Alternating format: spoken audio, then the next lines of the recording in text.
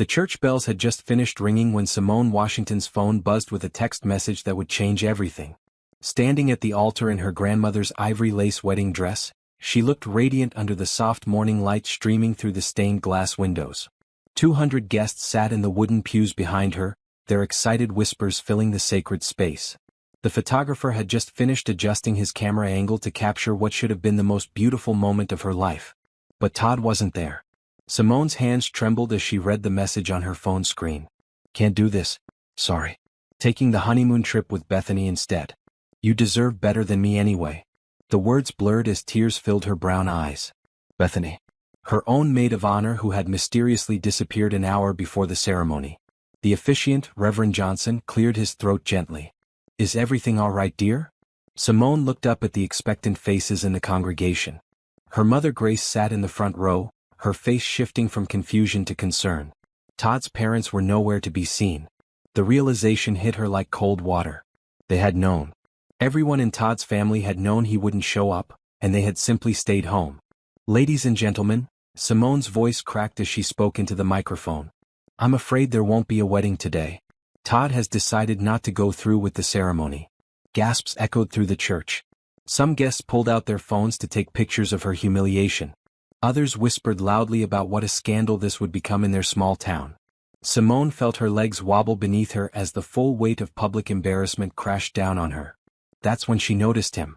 A man in an elegant navy suit sat alone in the back pew. He had kind blue eyes and neatly styled brown hair. Unlike everyone else, he wasn't gawking or whispering. Instead, he was watching her with genuine concern, as if he wanted to help but wasn't sure how. Simone gathered the long train of her dress and began the longest walk of her life down the aisle toward the church doors. Each step felt heavier than the last. The guests' stares burned into her back. Someone's child started crying, adding to the chaos of voices and camera clicks. The stranger in the navy suit stood up as she approached his row. "Excuse me," he said quietly, stepping into the aisle.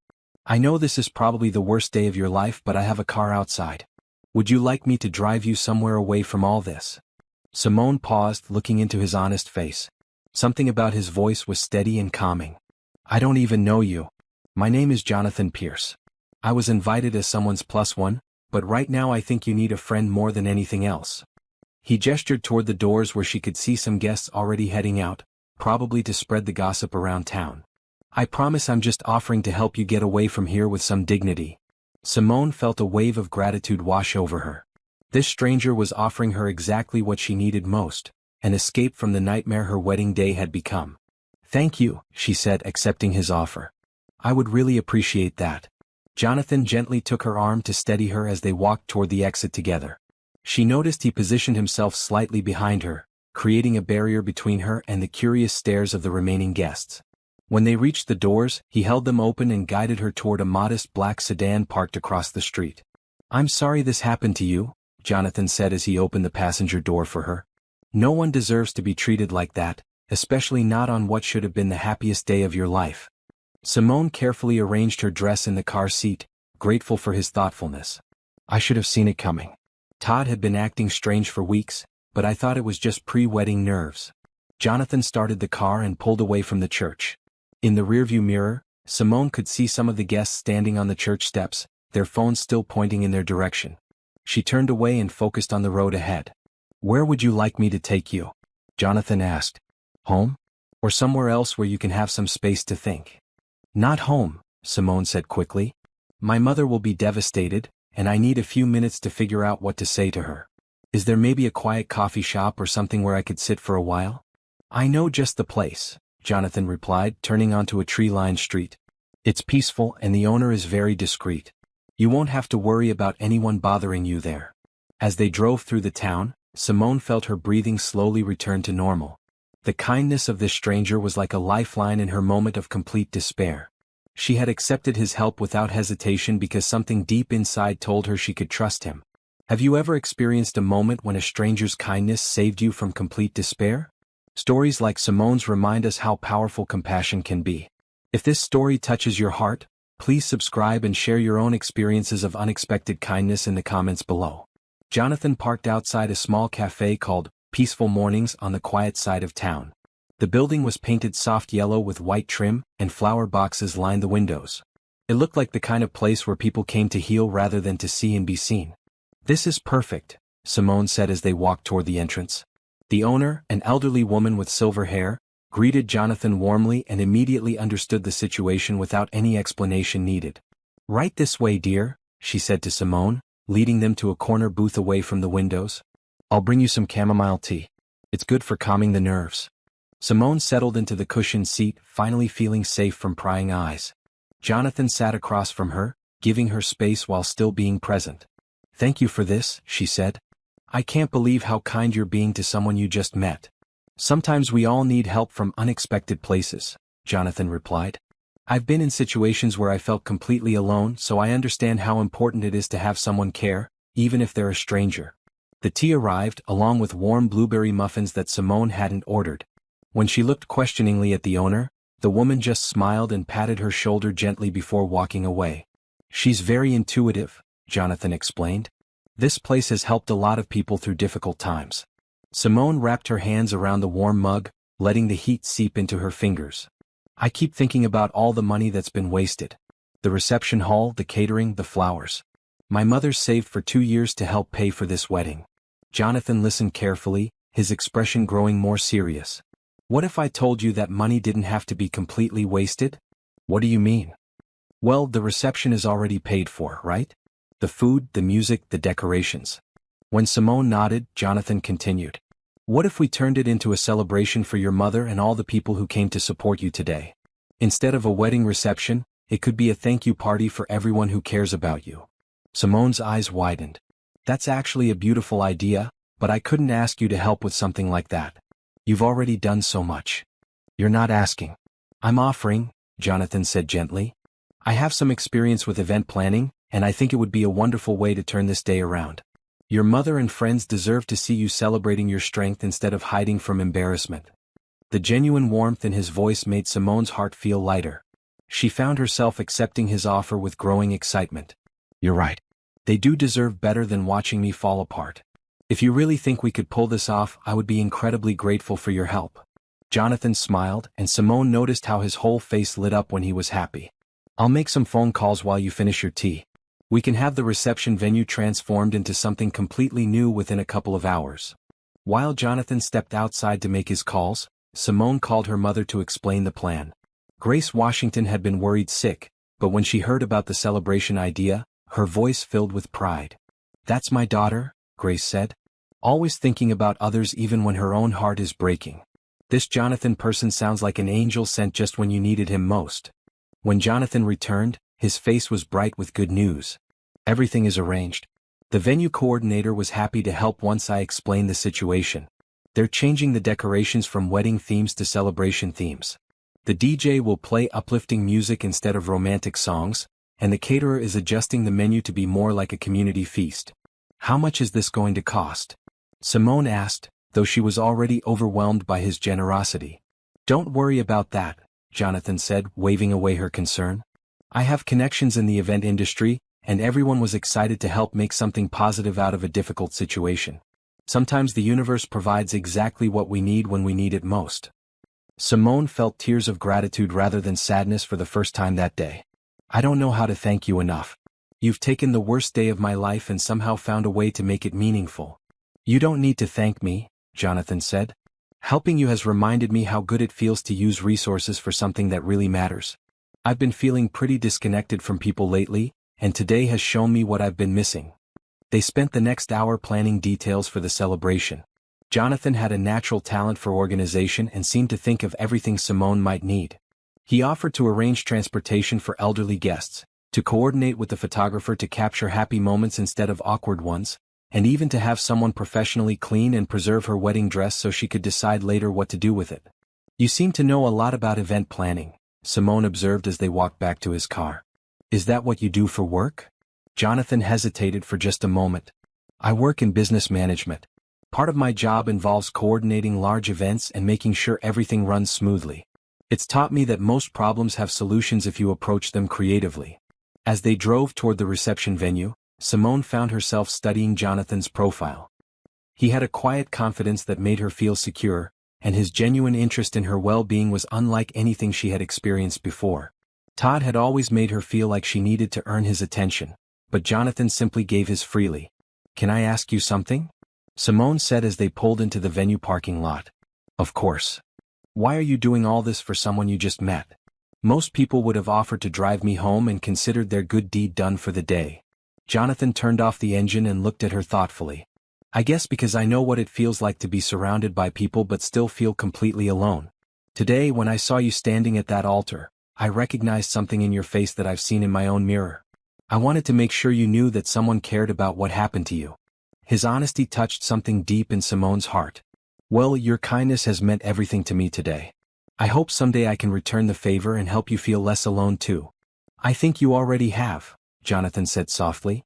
3 weeks after the celebration that had turned her worst day into something meaningful, Simone was sitting in her small apartment sorting through bills when Jonathan called. The transformed reception had been beautiful, with all her friends and family dancing and laughing until late into the evening. Her mother had cried happy tears, and even some of Todd's relatives who had shown up apologized for his behavior and stayed to celebrate her strength. "Hi Jonathan," she answered, genuinely happy to hear his voice. They had talked several times since that day, and she had come to value his friendship deeply. "Hi Simone. I hope I'm not bothering you, but I have something I'd like to discuss with you. Do you have a few minutes?" "Of course. What's on your mind?"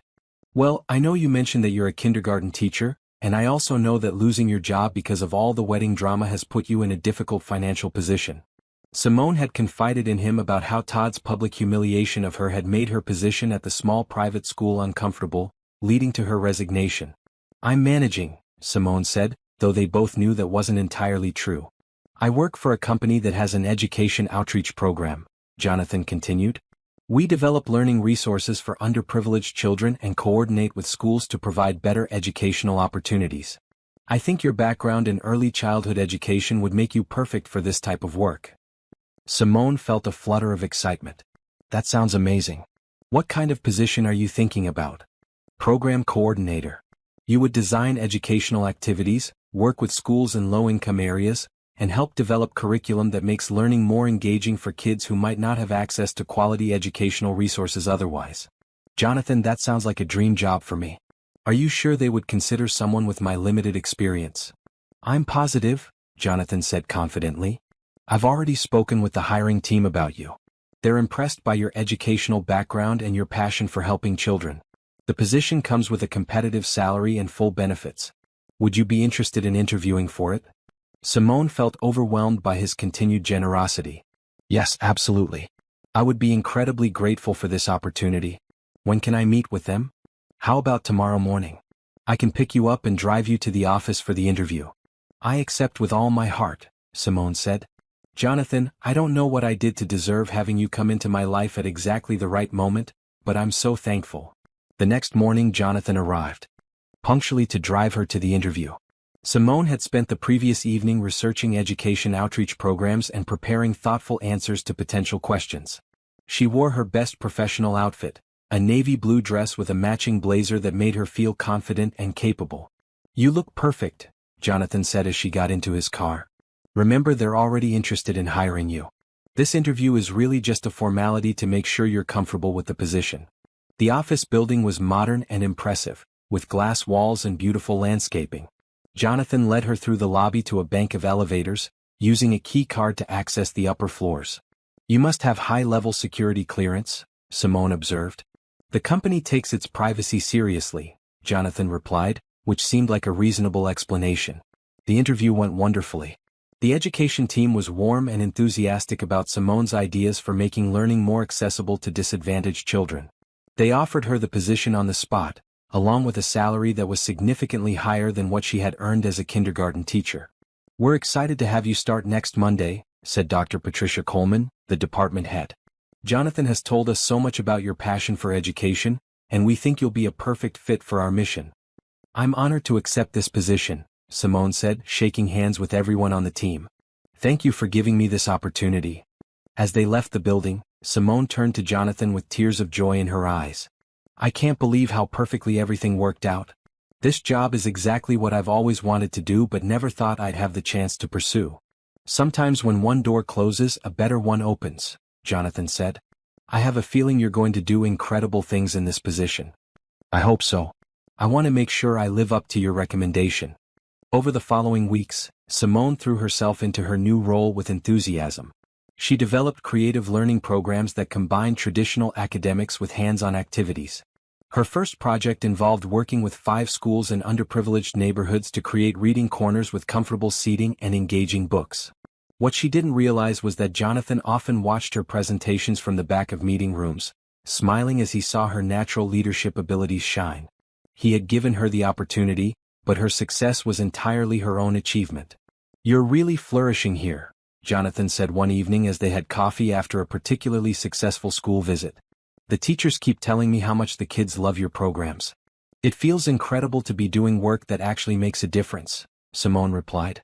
"And the best part is I keep getting more resources approved for new projects. Whoever runs this company really understands the importance of education." Jonathan smiled mysteriously. "I'm sure they do.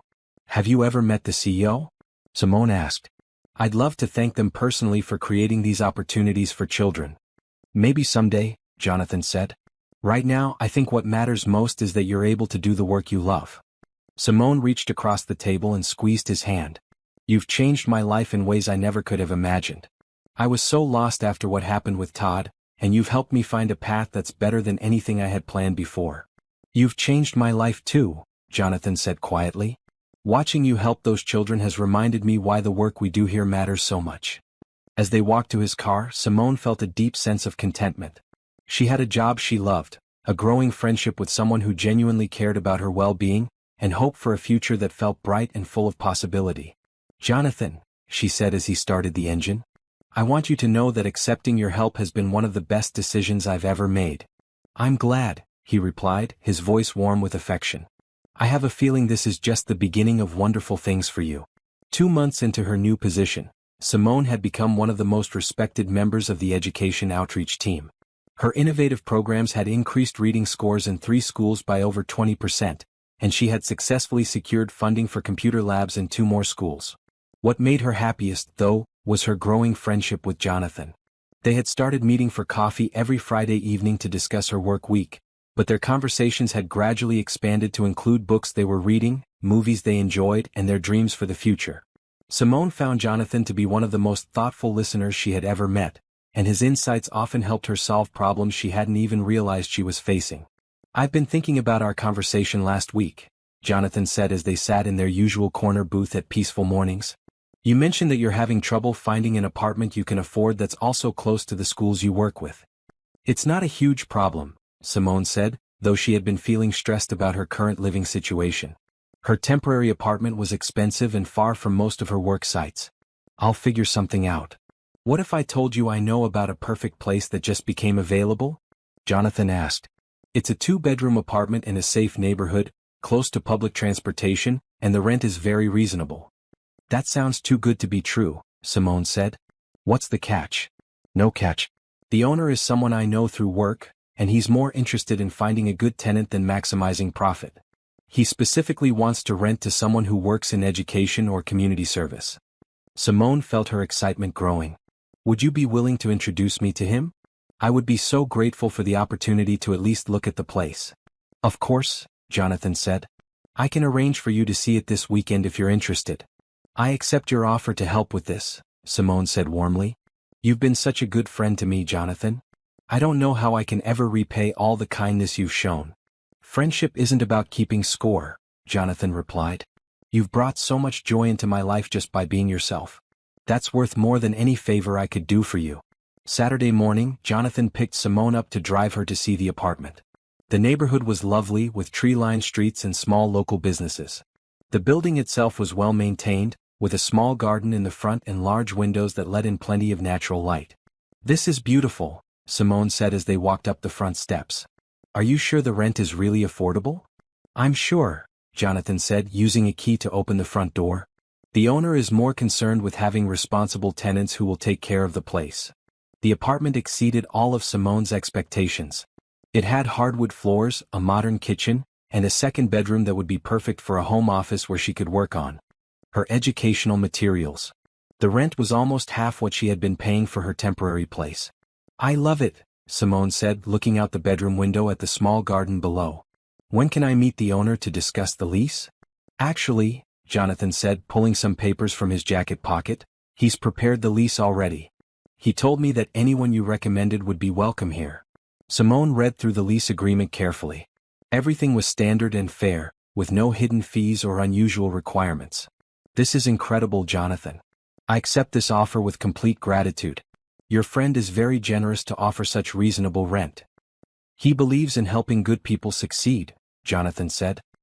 He's especially supportive of educators and people who work with children. They spent the rest of the morning measuring rooms and planning how Simone would arrange her furniture.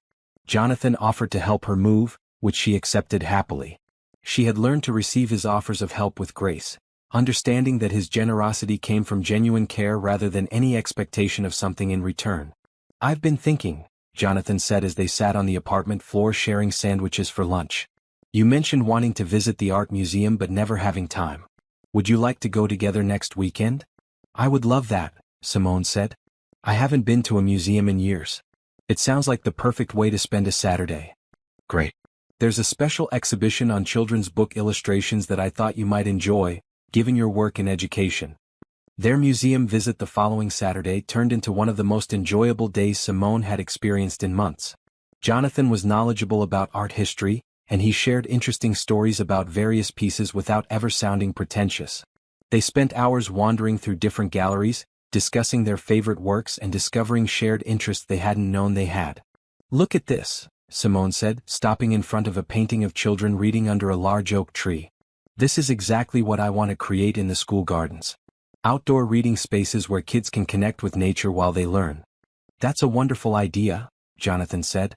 Have you thought about proposing it as a new program? I wouldn't know how to get funding for something like that, Simone admitted. What if I helped you put together a proposal? Jonathan offered. I have experience with grant writing and project funding. We could research similar programs and put together a compelling case for why outdoor education spaces would benefit the children. Simone turned to face him, her eyes bright with excitement. You would really help me with something like that? Absolutely. I think your vision for combining education with nature could make a real difference for these kids. Then I accept your offer with enthusiasm, Simone said. Working with you on this project sounds like it could be amazing. As they walked through the museum's sculpture garden, Simone found herself noticing how comfortable she felt with Jonathan. Their conversations flowed naturally, and he had a way of encouraging her ideas that made her feel more confident and creative than she had in years. Thank you for bringing me here today, she said as they sat on a bench surrounded by flowering trees. This has been exactly what I needed. Thank you for coming with me, Jonathan replied. I haven't enjoyed a museum visit this much in a long time. You see things in ways that make me appreciate art differently. I hope we can do more things like this together, Simone said. I really value our friendship, Jonathan. You've helped me discover parts of myself I didn't even know existed. I feel the same way, Jonathan said softly. You've reminded me how important it is to connect with people who share your values and passions. As they drove home that evening, Simone felt a deep sense of contentment. Her new apartment would be ready for her to move into the following week. Her work was fulfilling and successful, and she had developed a friendship that brought joy and meaning to her life. For the first time since her wedding day disaster, she felt genuinely excited about her future. 3 months had passed since Simone started working at the Education Outreach Program, and she had never been happier with her professional life. Her outdoor learning proposal, developed with Jonathan's help, had been enthusiastically approved, and she was now managing the installation of garden classrooms at 6 different schools. Miss Washington, when will the butterfly garden be ready? Asked 5-year-old Amara during Simone's visit to Lincoln Elementary. I want to read my book to the butterflies. Very soon, sweetheart, Simone promised, her heart warming at the child's excitement. Next week, we'll plant all the flowers that butterflies love most.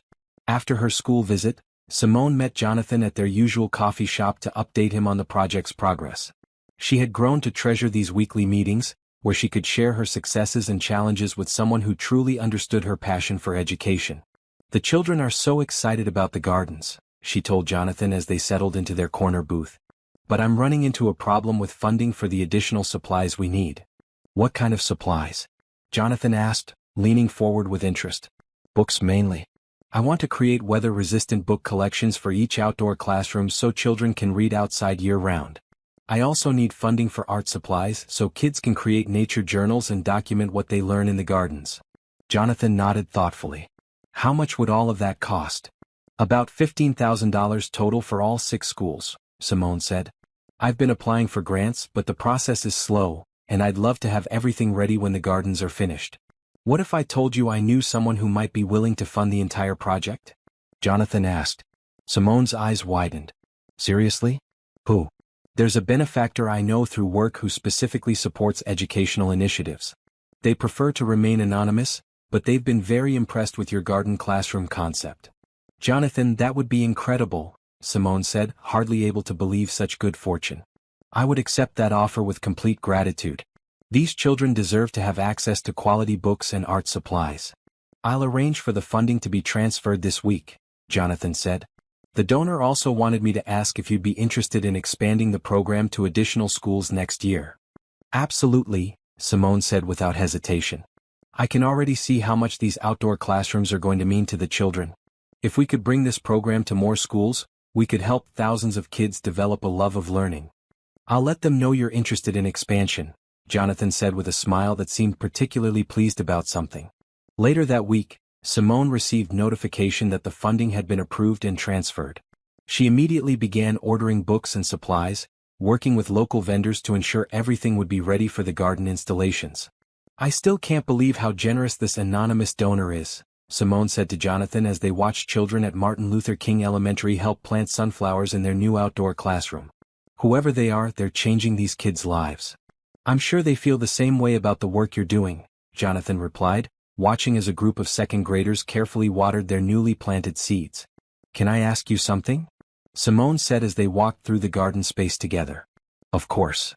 You always seem to know about these funding opportunities and generous benefactors. Do you work in philanthropy or grant management? I realize I don't know much about the specifics of your job. Jonathan paused near a bench where children would soon be able to sit and read under the shade of a maple tree. I work in various aspects of business development and community investment. Part of my role involves connecting worthwhile projects with people who have the resources to support them. That makes sense, Simone said. You're really good at it. These children are so lucky that you understand the importance of educational programs. The following month, Jonathan made another offer that took Simone by surprise. They were having dinner at a small restaurant near her new apartment when he brought up the subject of field trips. I've been thinking about your students, he said. Many of them have never been to places like science museums, art galleries or historical sites, right? That's true, Simone confirmed. Most of these schools don't have funding for educational field trips. It's one of the things that makes me saddest about the inequality in education. What if we could arrange sponsored field trips for all the schools in your program? Jonathan asked. Transportation, admission fees, educational materials, everything included. Simone set down her fork, staring at him in amazement. Jonathan, do you understand how much that would cost? We're talking about hundreds of children across 6 schools. The same anonymous benefactor I mentioned before has specifically expressed interest in funding educational experiences outside the classroom, Jonathan explained. They believe that exposing children to museums, science centers and cultural institutions is just as important as traditional classroom learning.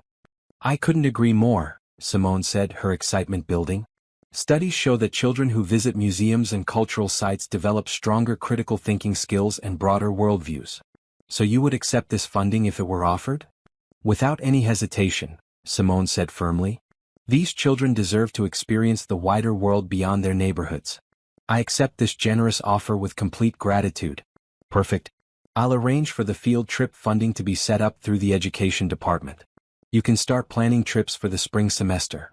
Over the next few weeks, Simone threw herself into planning educational field trips that would complement the outdoor classroom curriculum.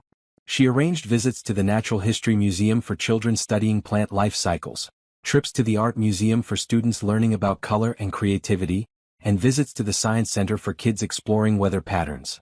Miss Washington, said 8-year-old Jaden after their first museum visit, I never knew there were so many different kinds of butterflies in the whole world. I want to read every book about butterflies now.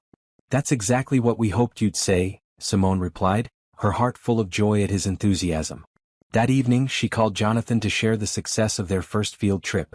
The children were absolutely amazed by everything they saw. Several of them have already asked their teachers if they can do research projects on what they learned today. That's wonderful, Jonathan said. The benefactor will be thrilled to hear how much the children are benefiting from these experiences. I wish I could thank them personally, Simone said.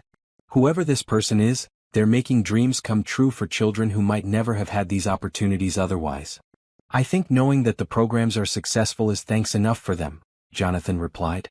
Some people prefer to help quietly without recognition. As Simone prepared for bed that night, she reflected on how dramatically her life had changed since that awful day at the church.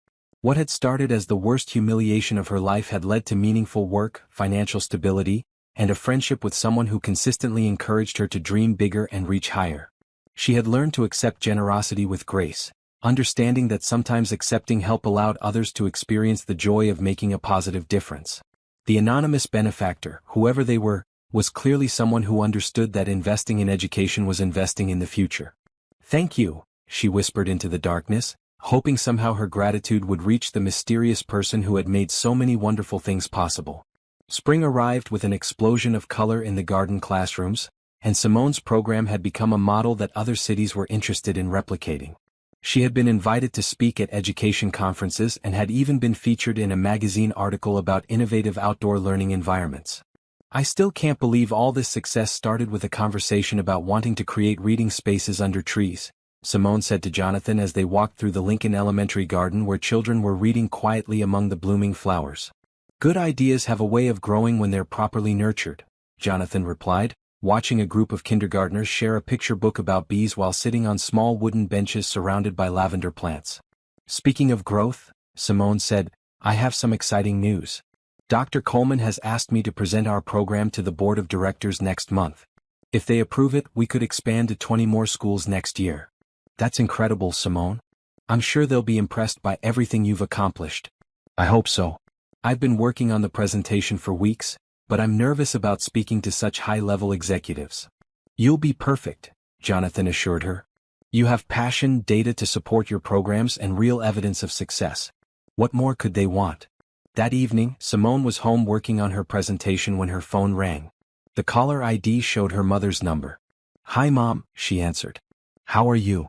I'm fine, sweetheart, but I have some news that might upset you, Grace Washington said carefully.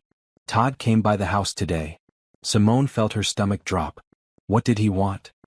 He said he's been trying to reach you for weeks. He wants to apologize and ask for another chance. Mom, I hope you told him that's never going to happen. Of course I did. But Simone, he seemed different. Desperate, almost. He kept saying he made the biggest mistake of his life and that he realizes now how much he loves you. Simone rubbed her temples, feeling a familiar stress headache beginning.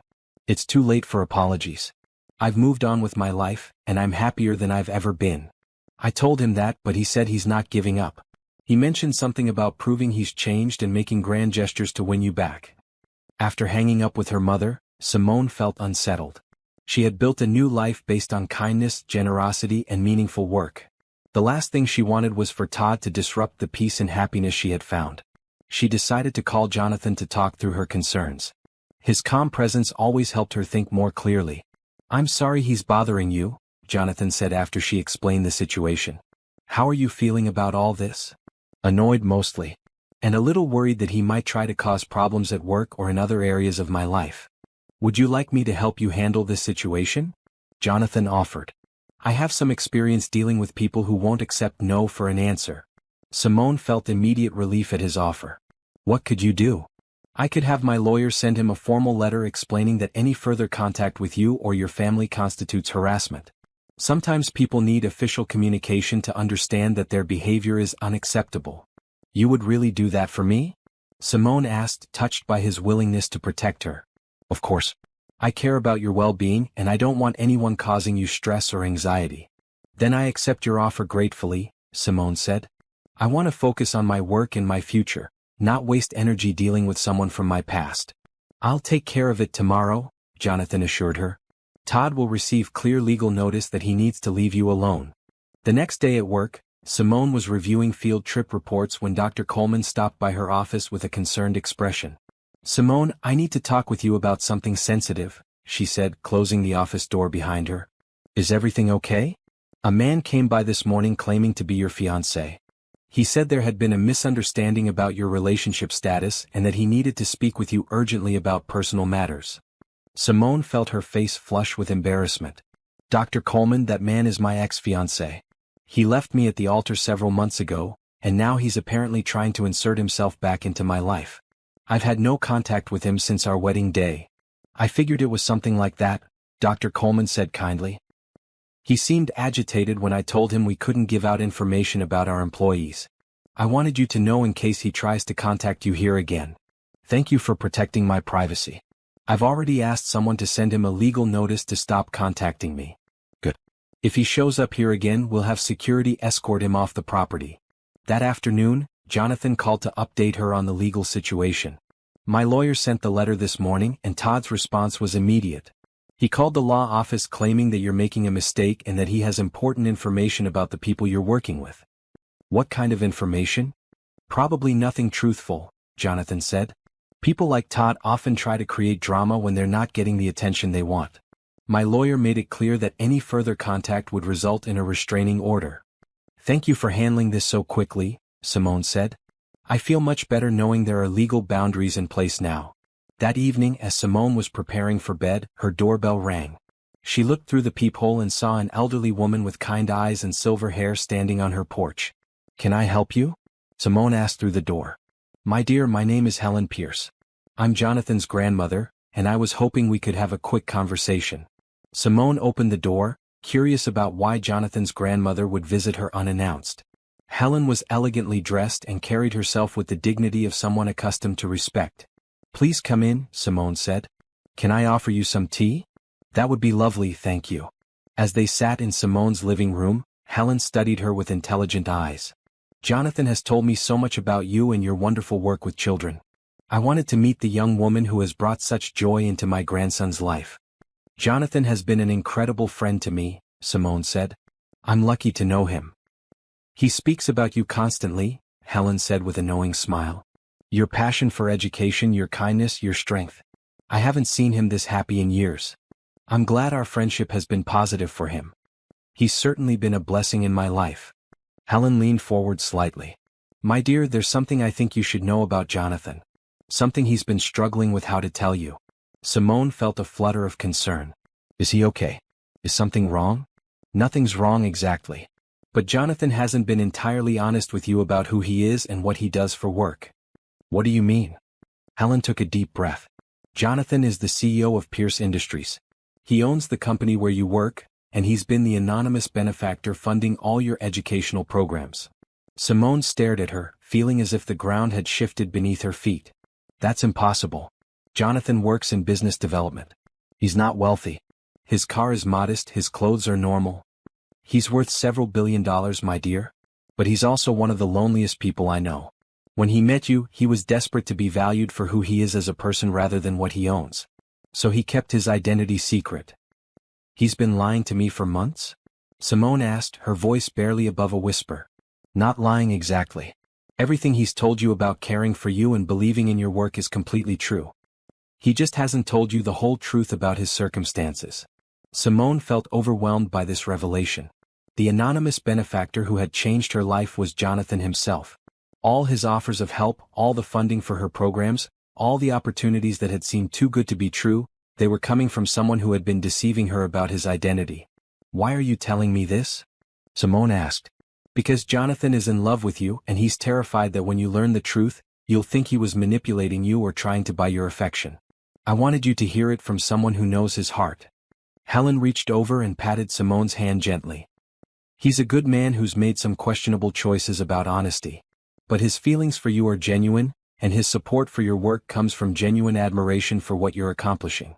After Helen left, Simone sat alone in her apartment, trying to process everything she had learned. Jonathan Pierce, Billionaire CEO. The man who had rescued her from the worst day of her life was one of the wealthiest people in the country, and he had been pretending to be an ordinary business employee. She thought about all their conversations, all the times he had seemed to know exactly how to help her, all the mysterious funding sources that had made her dreams possible. It all made sense now, but it also made her question everything she thought she knew about their relationship. Tomorrow she would have to face Jonathan knowing the truth about who he really was.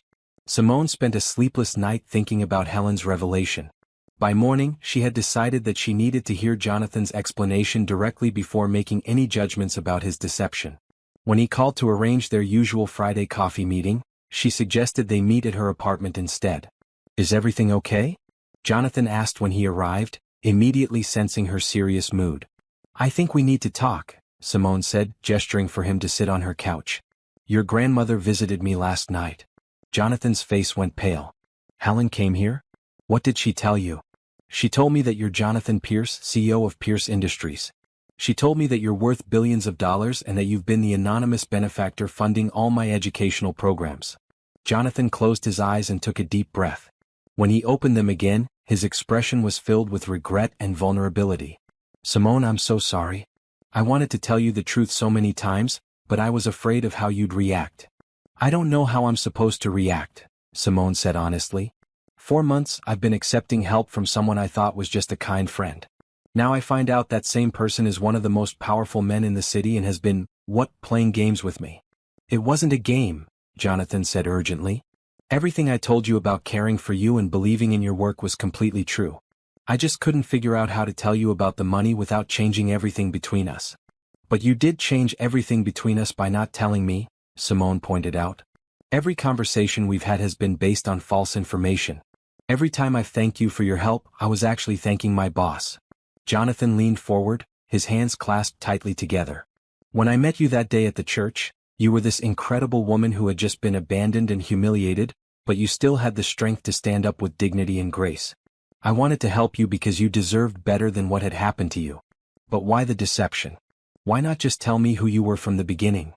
"Because I've learned that when people know about my wealth, they see dollar signs instead of seeing me," Jonathan explained. "Every relationship becomes transactional. People agree with everything I say, laugh at jokes that aren't funny, and pretend to share interests they don't really have. I wanted to know what it felt like to be valued for myself, not my bank account." Simone studied his face, seeing genuine pain in his expression. "So you decided to lie to me instead?" "I decided to let you get to know me without the complication of money influencing your feelings," Jonathan said. "And it worked, didn't it? You became my friend because you liked who I am as a person, not because you wanted something from me." "But I did want something from you," Simone said. "I wanted honesty. I wanted to know that the person I was growing to care about was real, not playing a character." "I am real," Jonathan insisted. "Every moment we've spent together, every conversation we've had, every feeling I've shared with you has been completely authentic. The only thing I kept secret was the extent of my financial resources." Simone stood up and walked to her window, looking out at the garden where children from the nearby school were playing. "All those funding opportunities you knew about, all those anonymous benefactors who supported exactly the projects I was passionate about. That was all you." "Yes." "And my job at Pierce Industries? I created the position specifically for you because I knew you'd be amazing at it. But everything you've accomplished since then has been your own success. I provided opportunities, but you've exceeded every expectation with your talent and dedication." Simone turned back to face him. "Jonathan, do you understand how this makes me feel? Like everything good that's happened to me has been charity from someone who felt sorry for me." "That's not true at all," Jonathan said, standing up to face her. "Yes, I provided funding and opportunities, but you're the one who turned them into something meaningful. You're the one who designed innovative programs that actually help children learn. You're the one who works 18-hour days because you care so much about these kids. I may have opened doors, but you're the one who walked through them and made magic happen." "But you should have told me," Simone said, her voice soft with hurt. "I deserve to know who I was really dealing with." "You're absolutely right," Jonathan admitted. "I should have told you weeks ago when I realized I was falling in love with you. I kept waiting for the perfect moment, but there never seemed to be one." Simone felt her heart skip at his words. "You're in love with me?" "Completely," Jonathan said without hesitation. "You're the most genuine, compassionate, intelligent woman I've ever known. You've brought joy and purpose into my life in ways I never thought possible. That's why I was so scared to tell you the truth. I couldn't bear the thought of losing you." Simone sat back down, overwhelmed by the complexity of her emotions. She was hurt by his deception, but she could also understand his motivations. She had seen how people often treated wealthy individuals differently, and she could imagine how isolating that must be. "I need you to understand something," she said carefully. "I'm not angry about your wealth. I'm not even angry about your generosity. I'm hurt that you didn't trust me enough to be honest about who you are. I trust you completely, Jonathan said, sitting down across from her. It was myself I didn't trust. I was afraid that if you knew about my money, you'd start seeing me differently. I was afraid you'd accept my help because you felt obligated rather than because you wanted to. But that's exactly what happened anyway, Simone pointed out. I've been accepting help from my employer without knowing it. That changes the power dynamic of our entire relationship. Jonathan was quiet for a moment, considering her words. You're right. I handled this badly. I should have told you the truth after our first coffee together, when I realized how much I wanted you in my life. Why didn't you? Because I was selfish, he admitted. You looked at me like I was just a regular person who cared about you, and I hadn't experienced that in years. I wanted to hold on to that feeling for as long as possible. Simone felt tears welling up in her eyes. Jonathan, I did care about you. I still do. But now I don't know how to separate my feelings about you as a person from my gratitude for everything you've done to help me build this new life. What if I told you that everything I've given you has made me happier than any business deal or investment I've ever made? Jonathan asked. What if I told you that watching you help those children has reminded me why I wanted to start a foundation in the first place? You haven't just been receiving help, Simone. You've been giving me purpose and meaning. I need time to think about all this, Simone said. This changes everything I thought I knew about us, about my job, about my future. I understand, Jonathan said, standing up to leave. Take all the time you need. But please remember that regardless of money or job titles or any other complications, my feelings for you are real. You've become the most important person in my life. After he left, Simone sat in her quiet apartment thinking about everything that had happened. Jonathan's deception had hurt her, but she could also see that his motivations came from loneliness and fear rather than malice. The question now was whether she could trust him to be honest with her going forward. Her phone buzzed with a text message. It was from Jonathan. I've arranged for a complete financial separation between my personal relationship with you and your professional work. Whatever you decide about us, your job and programs are secure and independent. You've earned everything you've achieved. Simone smiled despite her confusion. Even now, even when she was angry with him, Jonathan was trying to protect her and ensure she felt secure. Maybe that said something important about who he really was. Have you ever discovered that someone you cared about was hiding a major part of their identity? Relationships built on partial truths can be complicated to navigate. If you're invested in Simone and Jonathan's story, please subscribe and share your thoughts about whether love can overcome deception when the intentions are good. After a week of careful consideration, Simone called Jonathan and asked him to meet her at the coffee shop where they had shared so many meaningful conversations.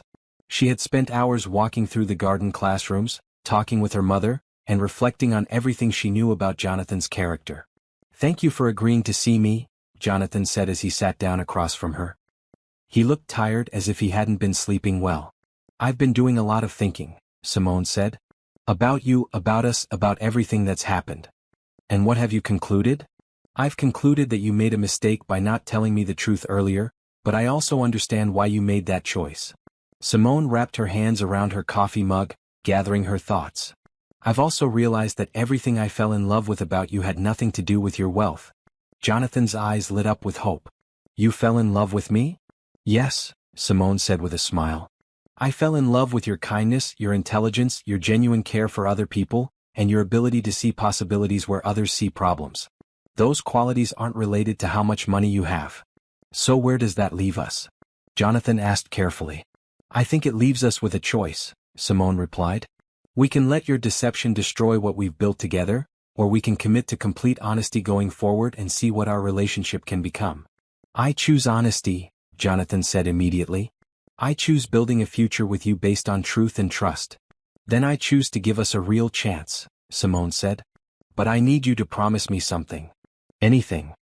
I need you to promise that from now on, you'll trust me enough to be completely honest about everything. No more secrets, no more protecting me from information you think might upset me. I promise, Jonathan said solemnly. No more secrets. Simone reached across the table and took his hand. Good. Because there's something I want to tell you too. What's that? I love you too, Jonathan Pierce. Not because you're wealthy, not because you've helped me, but because you're a good man who makes me want to be the best version of myself. Jonathan lifted her hand to his lips and kissed it gently. I love you, Simone Washington. More than I ever thought it was possible to love someone. They spent the rest of the afternoon walking through the downtown area, talking about their hopes for the future and sharing stories they hadn't told each other before. Jonathan told her about his childhood, his relationship with his grandmother, and his struggles with loneliness despite being surrounded by people who wanted things from him. Simone shared her dreams for expanding educational opportunities and her fears about whether she was capable of handling such large-scale projects. "There's something I want to ask you," Jonathan said as they paused on a bridge overlooking the river that ran through their city. "What is it?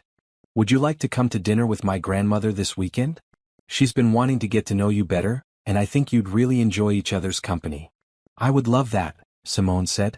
"I liked her when she visited me, even though I was overwhelmed by what she was telling me." "She's going to adore you," Jonathan said. "She's already told me several times that you're the best thing that's ever happened to me." Sunday evening, Jonathan picked Simone up for dinner at Helen's elegant but comfortable home. The older woman greeted them warmly and had prepared a meal of Simone's favorite foods, which Jonathan had apparently mentioned to her. "I owe you an apology, my dear," Helen said as they sat down to eat. "I probably should have encouraged Jonathan to tell you the truth instead of taking matters into my own hands." "I'm glad you told me," Simone replied.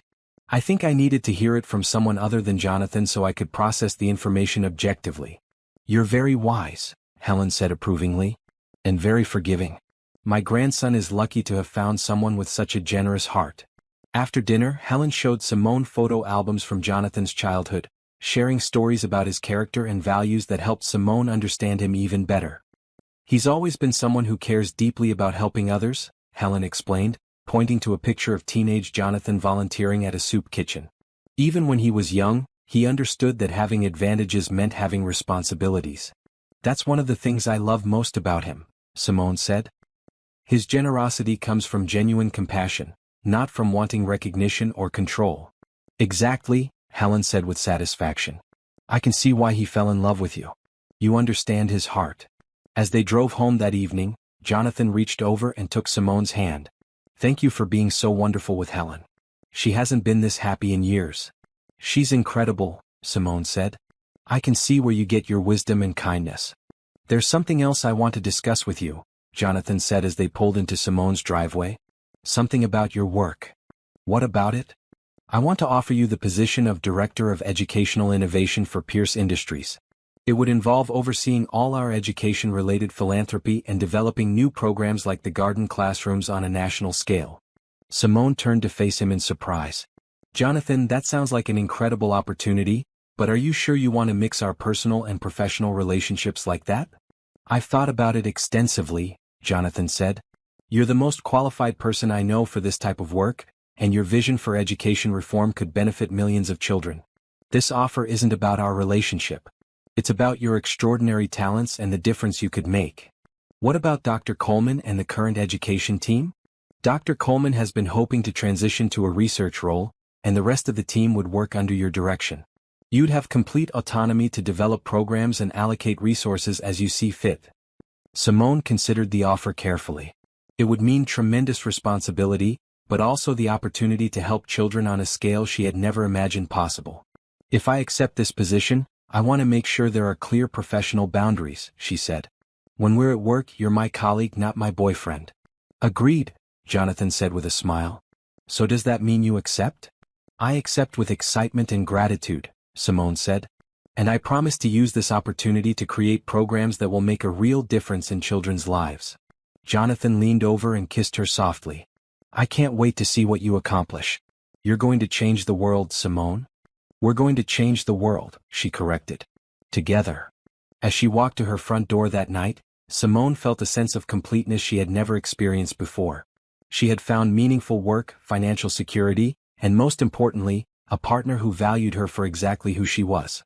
The future stretched ahead of them, bright with possibilities and filled with love. 6 months into their relationship, Simone and Jonathan had found a perfect balance between their personal and professional lives. Simone had exceeded all expectations in her role as Director of Educational Innovation, launching garden classroom programs in 12 states and developing a teacher training curriculum that was being adopted by universities nationwide. "The preliminary data from our pilot programs is incredible," Simone told the Pierce Industries Board of Directors during her quarterly presentation.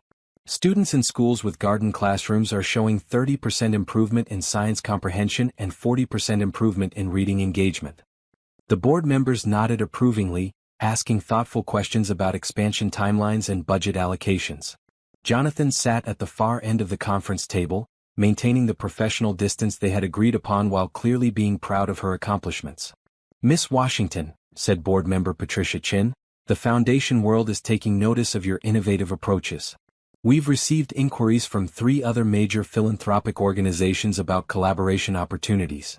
I'd be interested in exploring partnerships that could benefit more children," Simone replied. "My goal is to make quality outdoor education accessible regardless of a family's economic situation." After the meeting, Jonathan waited until the conference room was empty before approaching Simone. "You were brilliant in there," he said. "I'm continually amazed by your vision and leadership." "Thank you, but remember our agreement about keeping work and personal separate," Simone said with a playful smile. "You can tell me how amazing I am when we get home." "Speaking of home," Jonathan said, his expression becoming more serious, "there's something I've been wanting to discuss with you." "What is it?" "My lease is up next month and I've been thinking about looking for a new place. Something with more space for entertaining and maybe room for a home office where you could work on your program materials." Simone felt her heart speed up. "Are you asking what I think you're asking? I'm asking if you'd like to look for a place together. Officially move in together and start building a shared life." "Jonathan, I would love that," Simone said, accepting his offer with joy. "I've been hoping you'd suggest it because I wasn't sure how to bring it up myself." "Really? You've been thinking about it too?" "Every morning when you leave for your own apartment, I wish you were just going to another room instead," Simone admitted. "I love spending time with you and I love the idea of waking up in the same place every day." They spent the following weekends looking at houses together, searching for something that would accommodate both their needs and reflect their shared values. They found the perfect place in a quiet neighborhood known for its excellent schools and strong sense of community. "This is it," Simone said as they walked through a beautiful craftsman-style house with large windows, hardwood floors, and a spacious backyard perfect for gardening. "I can picture us hosting dinner parties here, working on foundation projects in the study, and growing our own vegetables in that garden." "I can picture all of that too," Jonathan said, pulling her close as they stood in what would become their kitchen. "I can also picture Helen visiting us here for Sunday dinners and maybe someday having children who would love playing in that backyard." "Children?" Simone asked, looking up at him with surprise and delight. "Is that something you think about? Having a family together?" "I think about it all the time," Simone said. "I love working with children and I've always dreamed of having my own someday. I just wasn't sure if you wanted kids." "I want everything with you," Jonathan said, kissing her forehead. "A home, a family, a future where we can continue doing meaningful work together." "Then let's make an offer on this house," Simone said. "Let's start building that future." The house purchase went smoothly, and within 6 weeks they were moving their belongings into their shared home. Helen had insisted on hosting a housewarming party, inviting Simone's mother Grace, their work colleagues and several friends from the community organizations they supported. "Look at this beautiful home," Grace said as she toured the house with Helen. "You can tell it's going to be filled with love and laughter. And probably quite a few children in the not-too-distant future," Helen added with a knowing smile. The housewarming party was a perfect reflection of Simone and Jonathan's values. Instead of expensive decorations or catered food, they had prepared simple homemade dishes and filled the house with flowers from their own garden. Guests included teachers from the schools where Simone worked, business partners of Jonathan's who shared their philanthropic interests, and neighbors who had welcomed them warmly to the community. "I have an announcement to make," Jonathan said as everyone gathered in the living room after dinner. "Simone has been working on something special, and I wanted to give her the opportunity to share it with all of you." Simone stood up, feeling nervous but excited about what she was about to reveal. "Many of you know about our garden classroom program and how successful it's been in improving educational outcomes for children.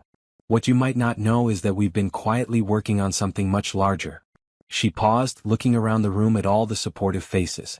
"We're launching the National Education Innovation Foundation, with a goal of bringing outdoor learning programs to over 10,000 schools within the next 5 years. We're also establishing teacher training centers, developing curriculum resources, and creating scholarship programs for students who want to pursue careers in education." The room erupted in applause and excited questions about the foundation's goals and timeline. "How did you manage to organize something this comprehensive?" asked Dr. Coleman, who had been one of Simone's strongest supporters. It's been a team effort, Simone replied, looking at Jonathan with love and gratitude. I provided the educational vision, and Jonathan provided the business strategy and resources to make it sustainable. We've also partnered with universities, other foundations, and community organizations who share our commitment to educational equity. After the guests left, Simone and Jonathan sat on their back porch swing, enjoying the peaceful evening and reflecting on how much their lives had changed. A year ago, I was a kindergarten teacher who thought her biggest dream was having her own classroom, Simone said. Now I'm running a national foundation and living with the most wonderful man I've ever known. A year ago, I was a lonely billionaire who thought money was the answer to every problem, Jonathan replied. Now I know that love and meaningful work are the only things that really matter. We make a good team, Simone said, curling up against his side. The best team, Jonathan agreed. I love you, Simone Washington. I love you too, Jonathan Pierce. As they sat together watching fireflies dance in their garden, both Simone and Jonathan felt a deep sense of contentment and excitement about their future together. They had built something beautiful from the ashes of Simone's worst day, and they were just getting started. 1 year later, Simone stood in the same church where her life had been turned upside down by Todd's abandonment. But this time, everything was different. This time, she was surrounded by people who loved and supported her unconditionally. This time, the man waiting for her at the altar was someone who had proven his devotion through consistent kindness and unwavering commitment. Are you ready, sweetheart? Grace asked as she adjusted Simone's veil. The wedding dress was new, elegant but simple, reflecting Simone's natural grace and understated beauty. I've never been more ready for anything in my life, Simone replied, looking at herself in the mirror. Her reflection showed a woman who was confident, loved, and excited about her future. Helen appeared in the doorway of the bridal preparation room, tears of joy in her eyes. You look absolutely radiant, my dear. Jonathan is the luckiest man in the world. I think I'm the lucky one, Simone said, accepting the pearl bracelet Helen offered her. Something borrowed from the Pierce family, to welcome you officially into our hearts. I'm honored to wear it, Simone said, fastening the delicate bracelet around her wrist. As the wedding music began, Simone walked down the aisle with her mother beside her. The church was filled with friends, family, colleagues, and children from the schools where her programs had made a difference. Several of her former students had made her cards and pictures that decorated the altar area. Jonathan stood waiting for her, looking handsome in his black tuxedo but more importantly, looking at her with complete adoration and love. When their eyes met, Simone felt the same flutter of happiness she had experienced every day since they had committed to building a life together.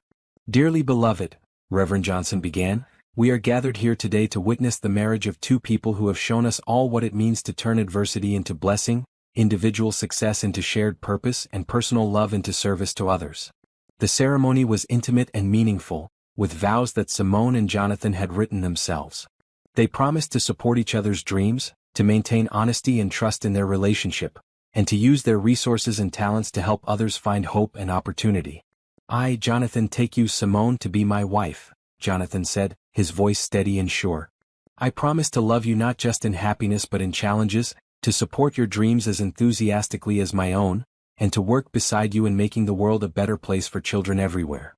I, Simone, take you, Jonathan, to be my husband, Simone replied, tears of joy streaming down her face. I promise to love you for who you are, not what you have, to trust in your goodness even when I don't understand your choices, and to build a family with you based on kindness, generosity, and service to others.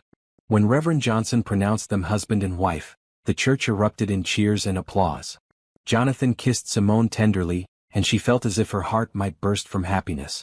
The reception was held in the same venue where they had celebrated Simone's strength a year earlier, but this time the decorations were pure celebration.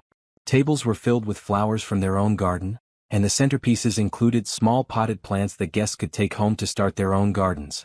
Ladies and gentlemen, Jonathan said during his speech, a year ago, Simone taught me that sometimes the worst thing that can happen to you leads to the best thing that can happen to you. Today, I'm marrying a woman who has shown me what true partnership looks like.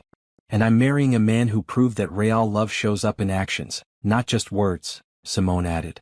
Together, we're going to continue working to make sure every child has access to quality education and outdoor learning experiences. Dr. Coleman stood up to make a toast. To Simone and Jonathan, who have shown us that when two people combine their individual strengths with shared values, they can accomplish incredible things. The National Education Innovation Foundation has already changed thousands of children's lives, and we can't wait to see what you accomplish together as a married couple." As the evening continued with dancing and celebration, Simone found herself surrounded by children from various schools who had participated in the garden classroom programs. They had made her a scrapbook filled with drawings, photos, and thank you notes.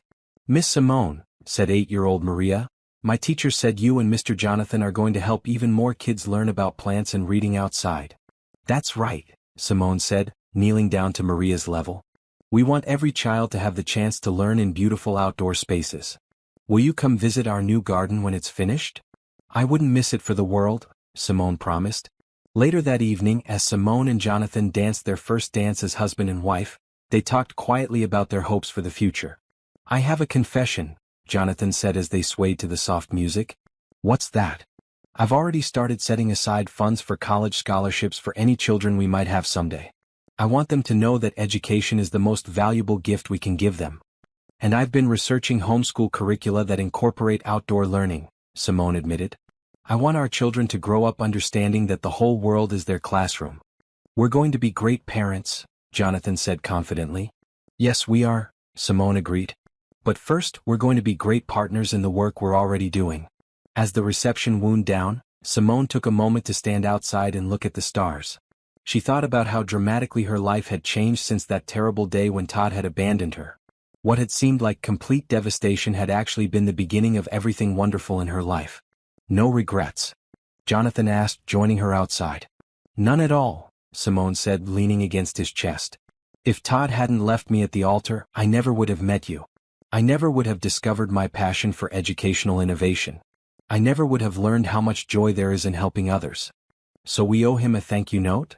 Jonathan joked. "Maybe a thank you card," Simone laughed. "A very small one." A year after their wedding, Simone and Jonathan were hosting Sunday dinner at their home when Helen made an announcement that surprised everyone. "I've received some interesting correspondence," she said, pulling an elegant envelope from her purse. "It seems that Jonathan has a half-brother he's never met." "What?" Jonathan asked, nearly dropping his fork. "Apparently your father had a relationship before he met your mother and there was a child. This young man has been researching his family history and recently discovered the Pierce connection." Simone reached over and took Jonathan's hand, sensing his mixture of excitement and nervousness. "He's requested a meeting," Helen continued.